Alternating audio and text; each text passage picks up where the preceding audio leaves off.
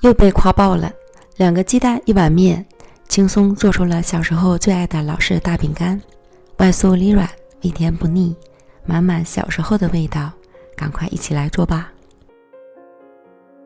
碗中倒入2个鸡蛋，重量在90克左右，加入1颗盐、2颗酵母、35克糖、1颗小苏打、50克油、40克牛奶，充分搅拌均匀，呈乳化的状态。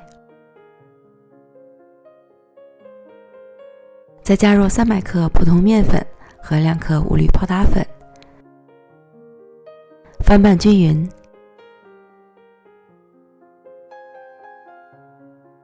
压成团儿，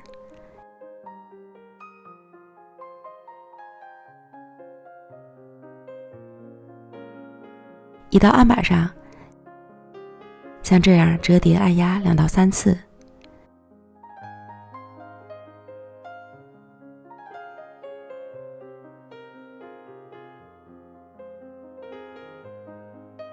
面团表面变得光滑即可，不要去揉面，避免面粉起筋。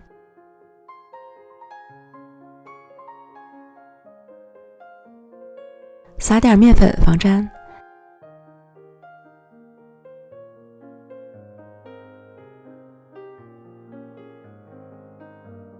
将面团擀成长方形的面饼，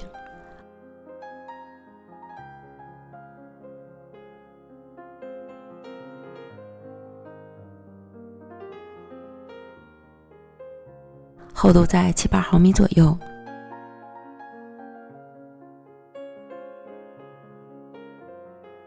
用刀切去不规则的边缘，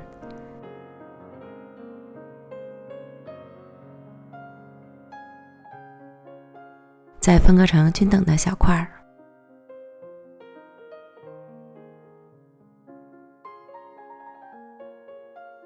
摆放到烤盘里。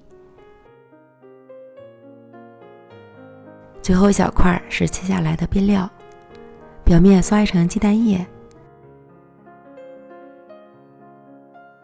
再撒一些砂糖粒儿，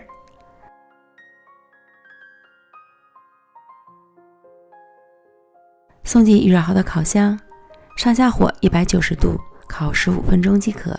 时间和温度还要根据自家烤箱的脾气来调整，烤至表面上色满意即可出炉。取出来摆放到晾架上，冷却至完全凉透就可以开吃了。光看着这大饼干都直咽口水，颜色金黄，外酥里软，吃起来微甜不腻，真是越嚼越香，满满小时候的味道。